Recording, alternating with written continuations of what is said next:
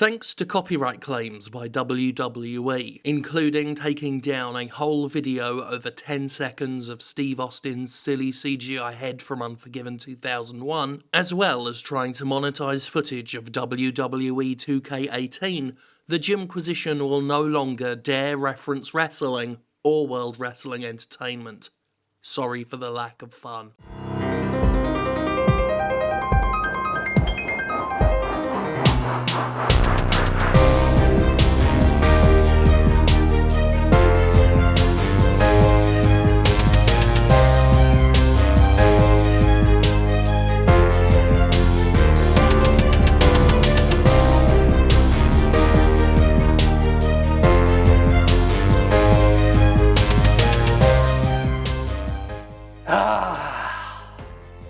Rejoice, for Sterdust is here.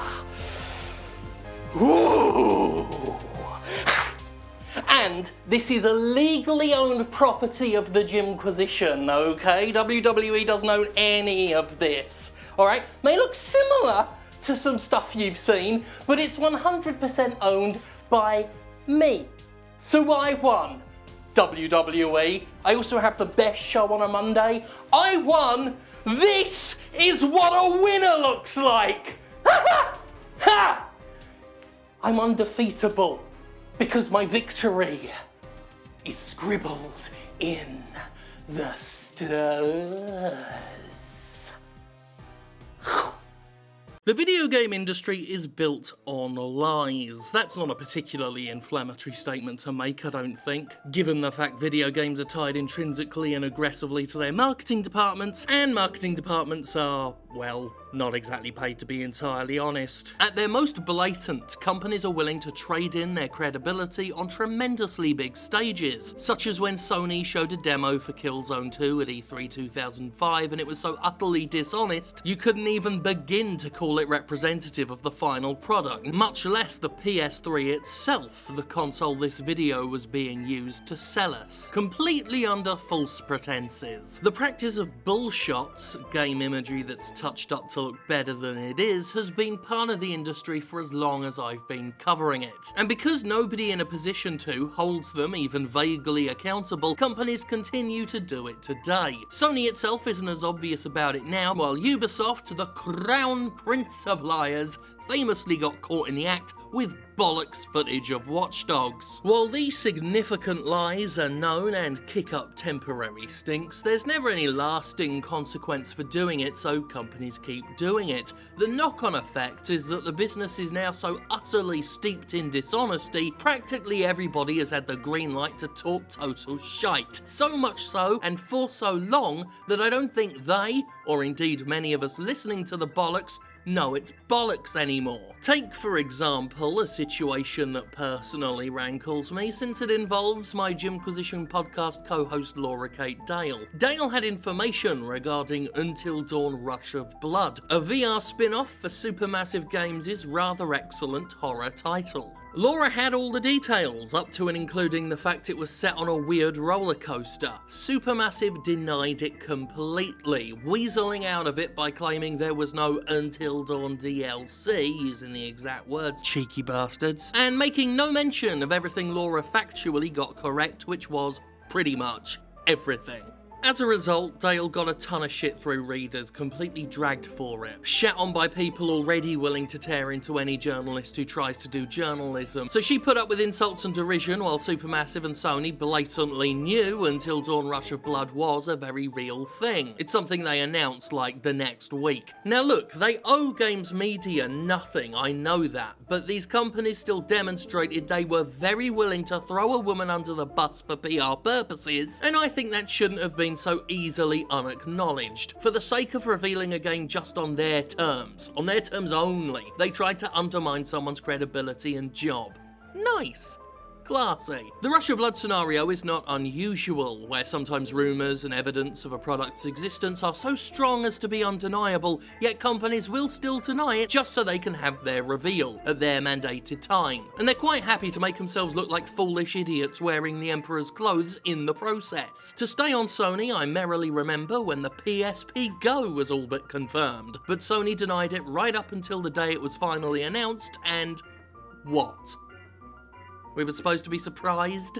We were talking about its confirmed features before Sony even confirmed it. I remember doing it. But in the business of lies, the company must stand there with egg on its face and tell us it's wearing lovely makeup that isn't at all embryonic. Of course, in the case of the PSP Go, I actually think Sony should have continued lying about it not existing to the point of never releasing the horrendous waste of time and fucking money. Here's one you may find me a bit of a mean person for picking out, but it's the predominant example that inspired this topic because of just how initially benign, yet completely telling, it is. Before Ubisoft finally announced Beyond Good and Evil 2 at E3 2017, its existence was constantly ignored and denied and hinted at and dangled. This vagary concluded with an utter and blatant lie a week before its announcement, when director Michel Ancel stated quite up front that the game wouldn't be at E3. This is something he directly told his fans when asked via his Instagram account. When asked if it would be there, the director said,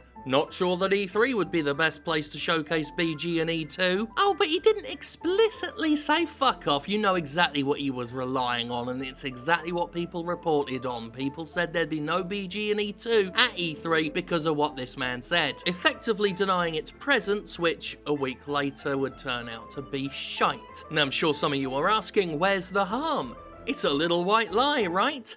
Right, except in an industry already built on lies, it's alarming how easily these little white lies just come out directly to people, to fans' faces, and how a culture of dishonesty has so completely blurred the line between fact and fiction, not to mention the credibility of everyone putting their reps on the line to tell these lies, that it's a cacking mess. Take Ancel, for example. Sure, okay, he told his little lie and got his big surprise at E3, and it felt good for him as well as his fans. Hell, I was excited too. I'm happy for the guy. However, I also now cannot value a thing Michel Ancel says anymore. Not just because of the bollocks, but the sheer shamelessness of the bollocks. What the examples I've given so far demonstrate is that Ancel, Supermassive, Sony, these are people and companies demonstrably willing to say anything to keep their reveals, which, yay, we get nice surprises, I guess, but we also get confirmation that nothing these people and companies say have inherent value. Their statements mean less than zero now, because they can be relied upon to blatantly say false things or twist meanings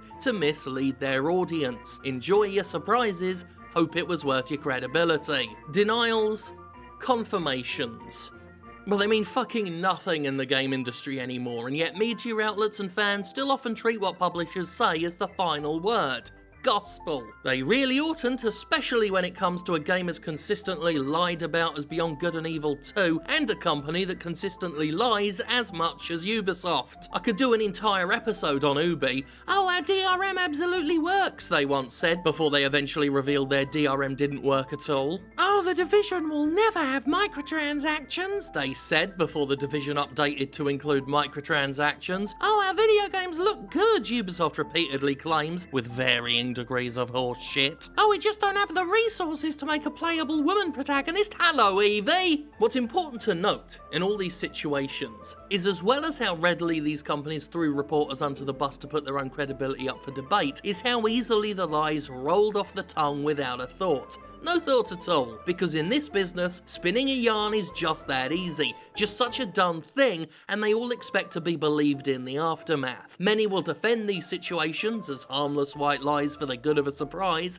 and that's fine. Hooray, surprises. Just don't expect me to ever believe those shitehawks again. The knock-on effect of an industry so full of quote-unquote harmless lies is that nobody seems to know how much bullshit is too much bullshit anymore. Let's look at my all-time favourite example of industry bullshit. Aliens Colonial Marines, notorious for its misleading marketing and Gearbox's farcically unrepresentative representations of the game. Now, it's vitally, crucially important to note that despite saying things about the game that were demonstrably untrue, despite repeatedly showcasing gameplay that didn't represent the final product, despite making claims about cutting-edge visual features that simply weren't there, Gearbox CEO Randy Pitchford seems to genuinely, quite sincerely, believe he did literally nothing wrong. He straight up believes himself. He repeatedly shuts down any criticism of the game's marketing as conspiracy theories and calls the critics themselves liars, refusing to acknowledge he did anything to deserve his reputation as this industry's second-rate Mysterio.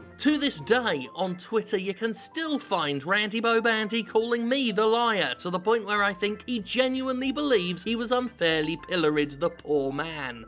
And you know what? I'll give him this much credit. You can sort of see where he's coming from when you look at the business he's in. The business of lies. The business of EA promising Battlefield 1943 free with physical copies of Battlefield 3 and then releasing Battlefield 3 without copies of Battlefield 1943 and not saying anything about it till a class action suit was threatened. The business of paying YouTube influencers to tell us nice things about Shadow of Mordor or promote the Xbox One. Without disclosure, of course. The business of Capcom literally claiming Dead Rising 3 was definitely not a timed exclusive and would never come to PS4 or PC. The business of this fucking footage.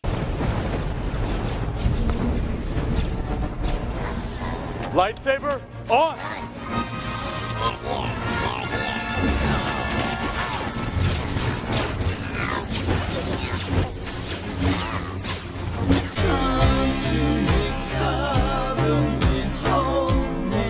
Randy Pitchford really does think he did good by his customers, and one can sympathise with his delusion to a point when you recall the game industry has a culture where white lies are acceptable, and the definition of an acceptable white lie is vague thanks to a complicit community that justifies misdirection, as well as exploitation of the fact that things do legit change during development. There's just enough wiggle room for dishonesty to take root and feel completely normal when it does. The examples I've given in this video so far are only examples. To be comprehensive would make this video run longer than the Wolf of Bloody Wall Street. Same goes for No Man's Sky, the other big famous pile of disingenuous shit, and I don't care if it's quote-unquote good now, too little too late and really not the subject of today's video. This one is especially insidious because customer and journalist alike still argue over whether or not Hello Games and director Sean Murray said untrue things about the game. This is despite the fact we have laboriously documented proof of Sean Murray saying, well, untrue things about the game. Many untrue things right up until the game's launch month. Hell, I took the time to document many of them myself. Let's have a look at that classic collection of crap. Will you be able to play with your friends? Yeah. Is there a competitive element to this game? Yeah, if you want that, yes. I don't know, this is all a load of bollocks. And this will be just one creature type, and there will be hundreds of creature types in the game, but each one of them will have, you know, practically infinite number of variations. Can you customize the look of your character? Sort of. You can see other characters, and they could see you. Which is a cool thing for players. Each one of them is pilotable. Each one of them will handle slightly differently. When you have a ship, it feels a little bit like it's your own. Can you grief other players? A little bit. But actually going to a planet and another player being in the same space at the same time is incredibly rare. And it's something that, depending on how many people play the game, might not even happen, basically. The only way for you to know what you look like is for somebody else to, you know, to see you. Can you run into other people, other players on the game? Yes, but the chances of that are incredibly rare, just because of the size of what we're building. Wow. Well, normally what you would do is you would hack into this. That would be the best way. Okay. But yes, you can have a really good standing with the NPCs, and they will just give you product recipes. Okay, cool. Do the animals eat each other? Yeah, they do. And Day has turned it out because the planet has actually rotated on its axis, right? That's the thing that's really unique about this game. Because you could just play the entire game as a trader if you Right, wanted to, exactly. right? Yeah, just like a lot of space games, I could play the entire game just out in space. Right? Yeah, you could just fly about your ship forever. Like here, we're at the boundary between two warring factions. I could join in, I could take sides. Those are real and they're there. You can kind of make out a continent, and some of those islands would be quite huge. Where are we going with this? I don't know. Is there Will the game be fun? Yes. And yet the line between fact and fiction, white lie and massive deception is so ambiguously defined that to this day you can find actual journalists defending No Man's Sky's developers as innocent babelings who only told the truth and were unfairly put upon. The evidence points entirely to the contrary, but the industry, the media, the community is so comfortable with untruth that it's become difficult to discern fiction from anything else. That's what we're left with now, a realm where the undisputable is heavily and regularly disputed. Then there's Peter Molyneux, who... well, it'd be easier to list the times Peter said something that wasn't complete balls. Here's that list right now.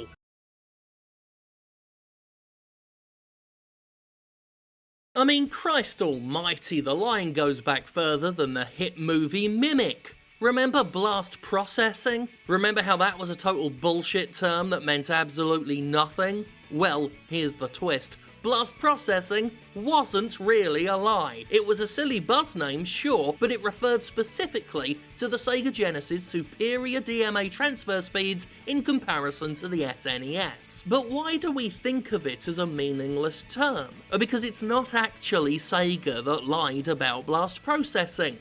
Nintendo did.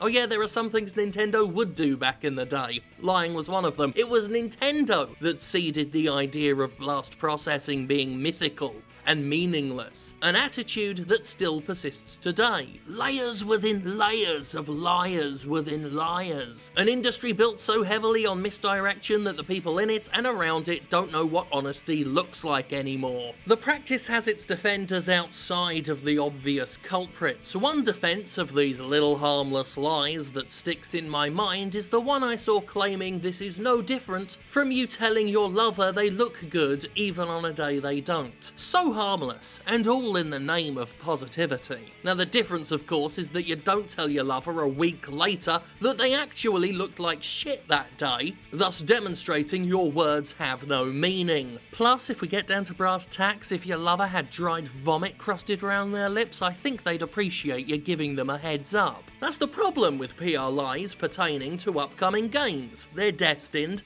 always, to be exposed as lies once the final product's in our hands. And we need to stop ever taking what these companies say seriously anymore. Like recently, when it was confirmed WWE 2K18's loot box system would be an entirely in-game system. Now that's great if it's true. I'm all about RNG and loot if it's all in-game and stays that way, but who entirely trusts it to stay that way? We have 2K Games' word, and it's 2K Games. I trust them less than I trust myself with a pizza. I'm not saying they will update the game to include the microtransactions at a later date, but, well, I mean, look at the publishers that have done that. I'm just saying a publisher's final word is not a final word.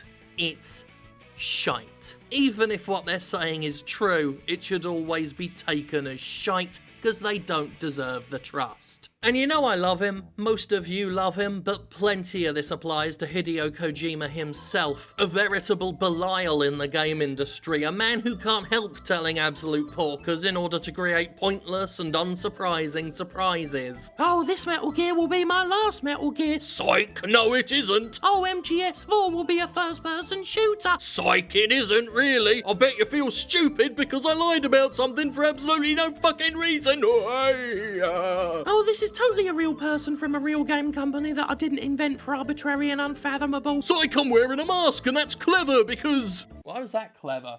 I mean, what the fuck was he trying to accomplish? Once, a long time ago, Kojima pulled off a superb twist with narrative reason in Metal Gear Solid 2 and its decoy protagonist, and Kojima has tried desperately to recapture that moment with increasingly cloying misdirects. The only saving grace is that his bullshit is so obvious, so ludicrous, and often so cringeworthy that he doesn't have the credibility to successfully trick anyone, even with his friend Jeff Keighley helping him out. We all expect the contrived surprise and can't even pretend to be shocked anymore. By the time he started wearing rubber faces for no reason other than to feel like he's tricked us, he became a self-parody. But more importantly, he became a parody of the business itself. The business of lies. Because all these companies are wearing stupid rubber faces, thrusting a banana in our face and telling us it's an orange, and we're fine with it. We've become fine with all but the most utterly egregious of lies, especially if it's in the name of some convoluted surprise, and even with the egregious ones, most people get bored and tired of it and forget it. Well anyway, if you have to straight up lie and invent things from whole cloth to create a surprise, maybe you just suck at surprises, and maybe, well actually the whole game industry just fucking sucks, period. And they say wrestling is fake. Another masterpiece. Thank you. Thank you. I'd like to dedicate today's work to whoever it is who runs GameStop's Facebook account, and also whoever it is who runs GameStop's Twitter account for giving me such a laugh. It seems like they're a little bit tired of the message the Jimquisition is spreading, which is good. In fact, it's fantastic. One social media account, that's just some corporate mouthpiece being a bit pissy. 2 social media accounts, and that's Sterdust, baby. That's pure Sterdust. That is better than drinking milk from God's own tits. Thank God for Sterdust. Legally copyrighted, trademark, Jim Sterling, all rights reserved, okay?